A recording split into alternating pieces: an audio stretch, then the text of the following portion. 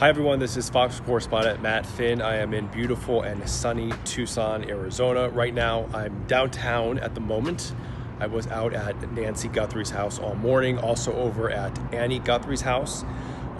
If you have any questions, feel free to message us and we will answer them in this brief live stream.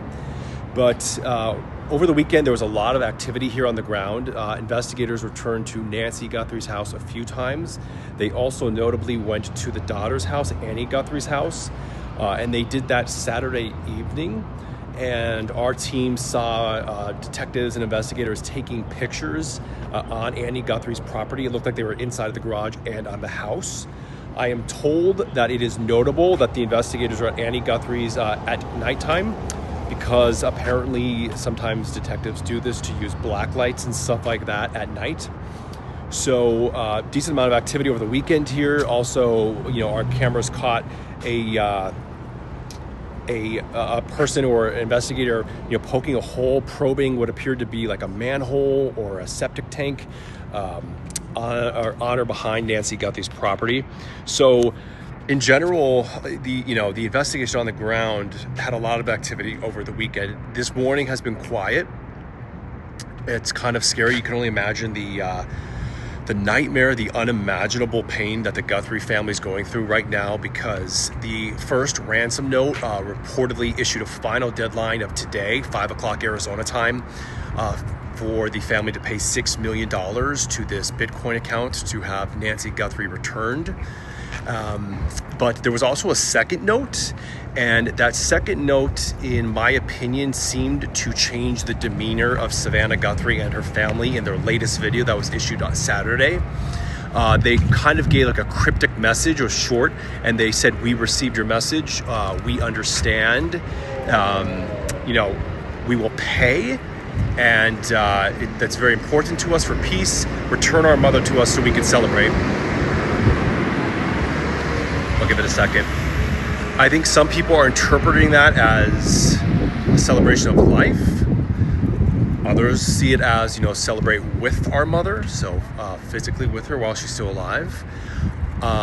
It seems like we're kind of at this standstill, of course, until the deadline passes. Maybe there'll be another note, there'll be another update, or perhaps soon Nancy will be located. But right now we're kind of in this holding pattern. A question is, how do they want the Guthries to pay the ransom? We are understanding it, as TMZ has reported. TMZ has a new report actually out right now that says there was a Bitcoin wallet that was provided, I believe. And so that's how they're expecting that money. And so far, in about the past hour or so, TMZ reports that wallet does not have any deposits in it and has not had any transactions. So it's sitting empty. Now, we've had experts on our air. I've also just talked to a federal source who says Bitcoin in general is traceable. That's just the general summary I get, that it's not completely untraceable, which is contrary to what some people think. And then we also had an expert on our air on Outnumbered saying, look, even if someone deposits money into your Bitcoin wallet, you eventually have to enter your ID. I believe maybe let's just say your social security number or your residency, things of that nature, to withdraw that money. So it's really hard to do that clandestine. You've eventually, push comes to shove, and you've got to withdraw from that wallet, and that's when you have to at least enter some type of identity. So even if this $6 million is paid out, what happens once it sits in this Bitcoin wallet? If you have any other questions, let us know. Do investigators think she's still alive? I think there's that hope. That's how everybody is operating, because we don't have anything else to go off of right now, at least publicly. The family has been asking for the proof of life. That has not been publicly provided. Maybe the family has received something, but we have not received a proof of life, but we also have not received the opposite. So we'll see. I think everyone obviously understands the fact that this is an extremely, extremely precarious situation for an 84-year-old woman who needs medicine and is in constant pain. And here we are a week later. My heart and prayers go out to this family. Can you imagine? It's this beautiful sunny day in Tucson, Arizona. Savannah's supposed to be covering the Olympics, and they're here right now dealing with a missing elderly mother. It's hard to comprehend something much worse than this. So my prayers go out to Savannah Guthrie and her family. I wouldn't wish this on anyone. At what point is it considered a cold case? I don't know. It's not cold right now because technically there's a deadline coming up, at 5 o'clock. So that's going to be a huge mile marker. Let's see what happens before and after that. Also, a lot of investigators on this case. We have seen FBI, local authorities all over, the area surrounding the two homes. So definitely not cold in that nature. How are they receiving the ransom notes? Great question. TMZ, I believe, has reported that they got it through an email. And then I believe the other local news stations here have also indicated that it was likely digital, so likely email. But I have not seen any of these notes myself. They're understandably being kept very private, so I can't confirm that. But that is my impression. I haven't heard anyone saying it was mailed in or delivered or something of that nature.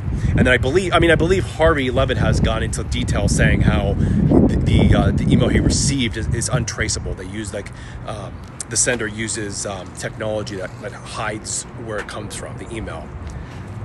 How have they verified these ransom notes are real? They have not. No, we don't know that they're real. No one has come out to say they're real. And that's the great question here, I think, is number one, are they real? But are they linked to the disappearance? Meaning, is this the original captor who's now looking for their payout, or are these all just, fakes? Are they decoys? Are they fakes? Are they, mentally unstable people who are trying to get money or get attention? Don't forget there was a guy in Los Angeles who was arrested and federally charged for sending text messages to some members of the Guthrie family asking for Bitcoin. He figured out, I believe it was the sister Annie and her husband. He figured out their numbers, which is really not that hard to do this day. If you're not hiding your number, it's pretty findable. He figured out their numbers and he texted them and asked for Bitcoin. He was arrested. So are all these other ransom notes just that as well? Are they fakes? We don't know. But it looks like the family certainly is treating them as possibly being authentic, trying to communicate with these people, asking for proof of life. And also, I would imagine that Savannah and her siblings are also, getting guidance from investigators. So they certainly haven't disputed them, at least publicly. And don't forget, they're asking for a deadline of 5 o'clock local, which is in about, 5 hours from now. So, God forbid something should or shouldn't happen at that hour, other than Mrs. Guthrie being returned. Are they looking at family members as suspects? This is a question that's come up a lot. And because we all know that, when a person goes missing, investigators turn to their loved ones first, right? So I actually personally inquired with the Pima County Sheriff's Office, and this was a while ago. This was, kind of early last week, and the Pima County Sheriff's Office told me that, of course, family members are always questioned in these scenarios. The sheriff would not say they're ruling out family, but also would not say family or suspect. So you know how that goes. They don't give you something definitive, but they're acknowledging the possibility.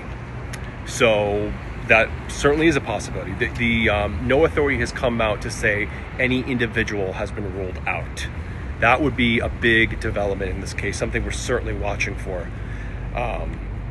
So that's a very good question. I believe the brother-in-law, Tommaso, was the last person that we are aware of to see Nancy after driving her home from their house on Saturday night. Okay, if you have any other questions, let me know. We're going to be here on the ground for a while. The Nancy's house and the sister's house, Annie's house, are pretty quiet today, but in a moment's notice that can all change.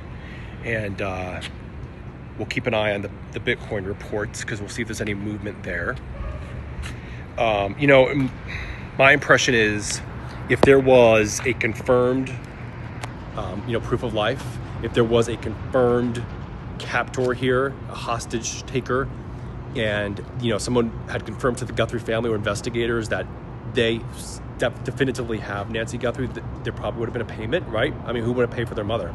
So the fact that has not happened more than a week later now kind of makes you question if these ransom notes are real or if they're linked to the disappearance at all. And we had a former FBI assistant director on our air saying, like, you really have to question if this is a kidnapping or if there's other possibilities.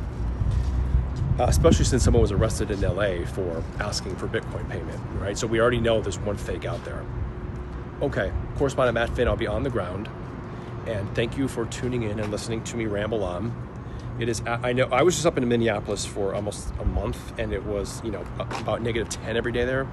And I know a lot of people across the country are still dealing with absolutely freezing weather. So to be standing out here right now in 78 degrees is wild in February. So not hard to see why Mrs. Guthrie ended up here. All right, have a great day. Be safe. Thank you for watching. Thank you for tuning in. Matt Finn on social media. DM me if you got any information or any questions. Okay, bye-bye.